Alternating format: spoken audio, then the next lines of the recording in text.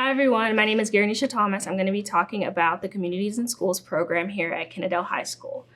So for Communities in Schools, I'm the program manager. I have a master's in social work as well as a master's in public administration. I am located primarily at Kennedale High School in the main office, kind of where the counselors are also located. My email is going to be shown on the screen as well as my phone number if you ever need to contact me. So the mission of CIS is to surround students with community support, empowering them to stay in school and to achieve in life.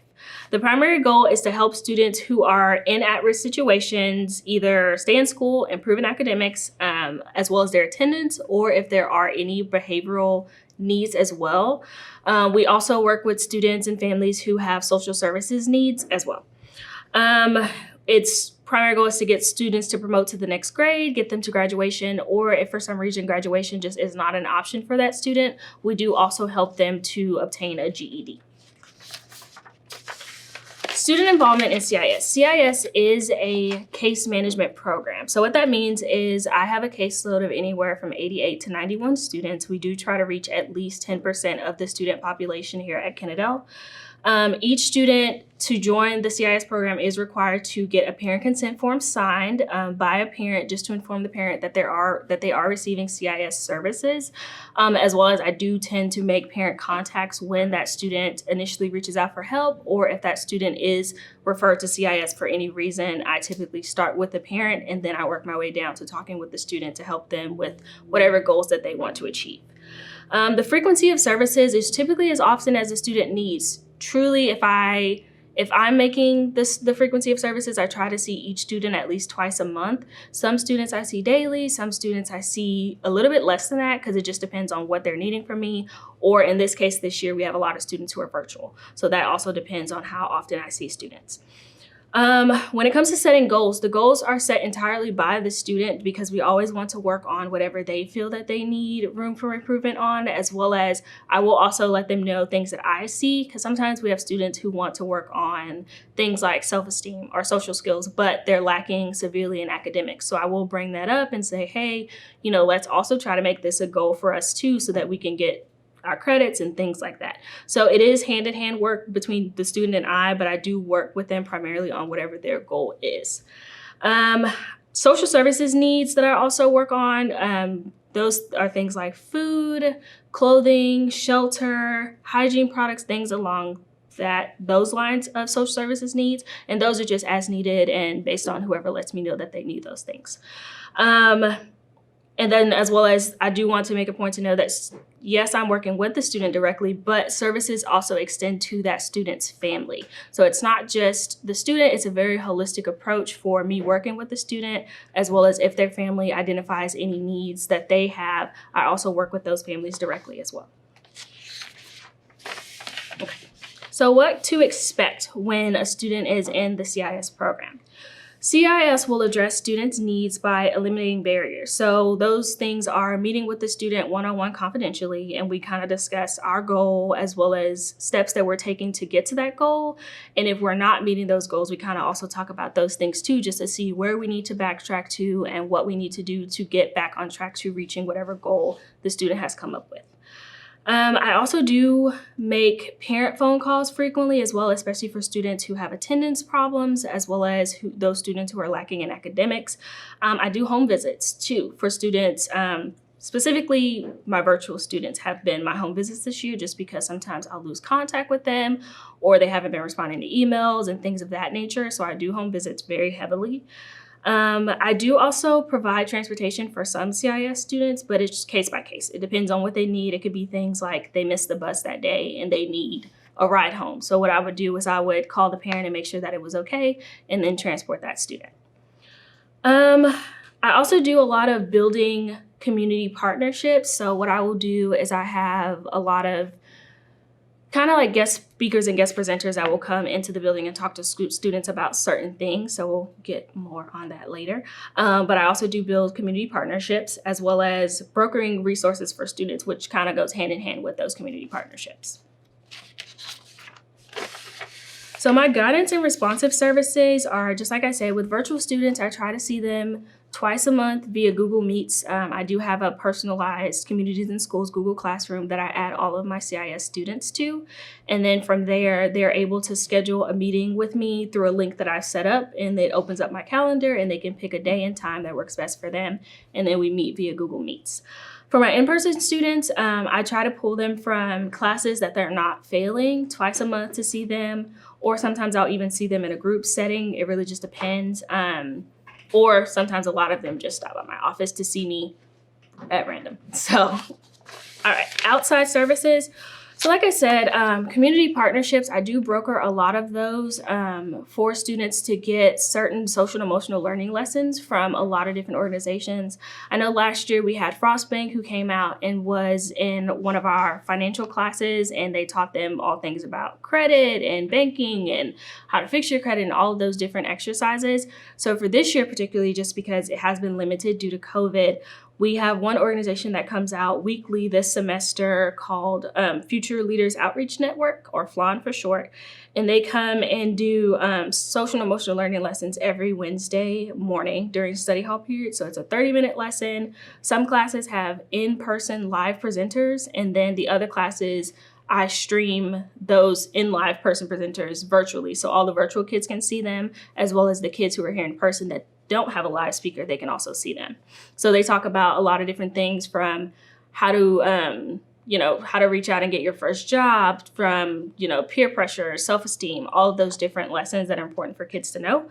Other things that I'm doing this semester, Mothers Against Drunk Driving is going to be here on April 6th to talk to the senior class about not driving under the influence of alcohol or drugs. Then I also do Paw Pride Awards for students and staff. So it's where staff get to nominate each other for the Paw Pride Award, depending on the character trait of the month.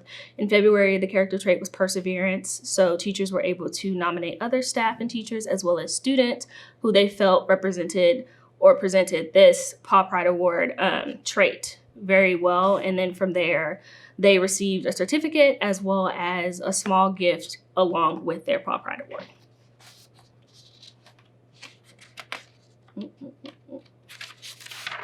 All right. And then group work services that I do. So I do a lot of different groups with students. So group work is tier 2. So it could be a group of anywhere from 6 to 10 kids. And usually I meet with them in the conference room. And depending on what group they're in, we talk about different things.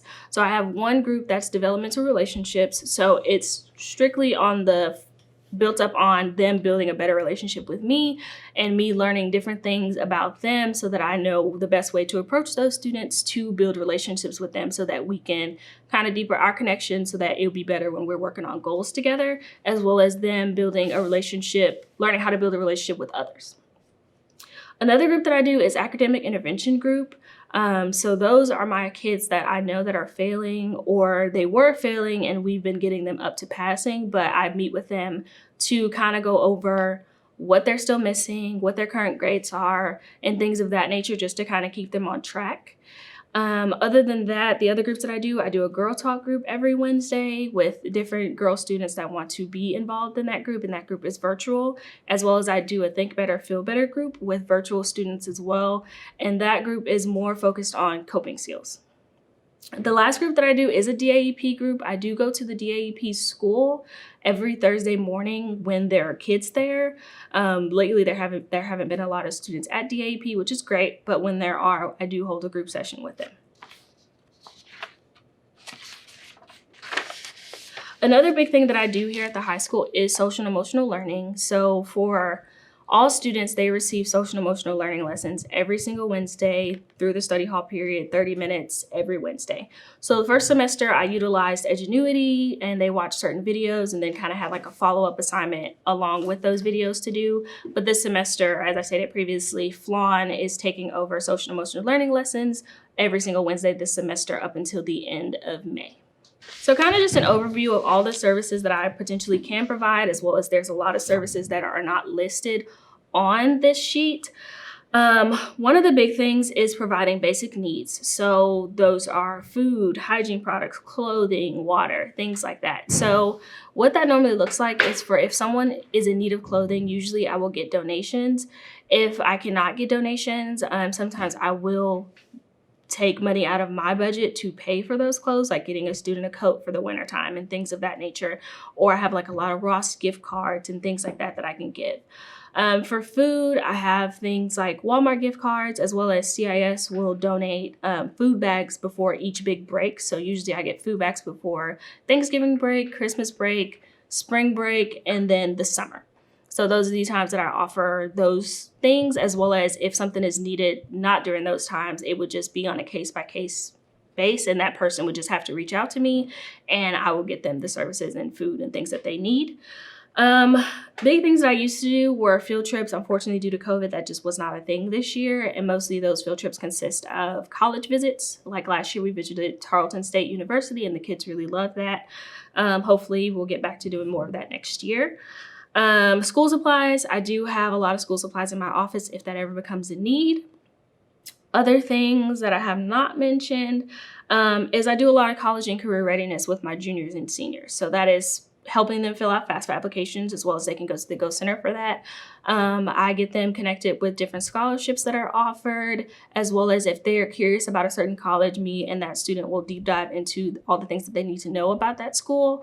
Due to not being able to do field trips this year, I have done a couple of virtual college tours for like UTA, UNT, and other schools that students have expressed interest in, just to kind of give them a little bit of an idea of what that school is like and what they'll experience when they go to that school.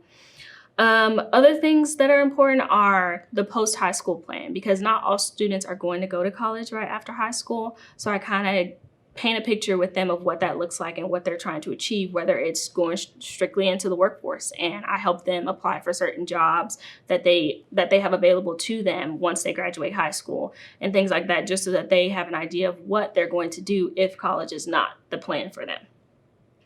A big thing would be resources and referrals. So if there is a certain service that any parent or student or family is needing and I cannot directly do it myself, I do provide resources as well as referrals to other organizations and people that can help them with those services. Another thing on the list is appointments. This one isn't highly publicized just because it's so rare. But if like a student is needing to go to an appointment to get like an immunization prior to college, like I believe the big one is the meningitis vaccination. I've taken a lot of seniors to go and get that shot with parent approval, of course, as well as say a student here is missing a vaccine that they need to stay in school. I've taken students to doctor's appointments to get that. Or I've also taken students to the DMV to get a state ID if it was needed for them to do a job application or something of that nature. So I do provide a lot of different services here at the high school. If something specifically is not listed, always feel free to reach out to me and we can kind of talk more about that to see if it's something that I can do, or if I can't, I will refer you to someone who can. That is all. I want to thank you for joining me. My contact information is listed. If for any reason you have any questions, comments, or concerns, please always feel free to reach out to me. The best way is going to be by email, just because I'm not always at my desk. So please always feel free to email me. Thank you.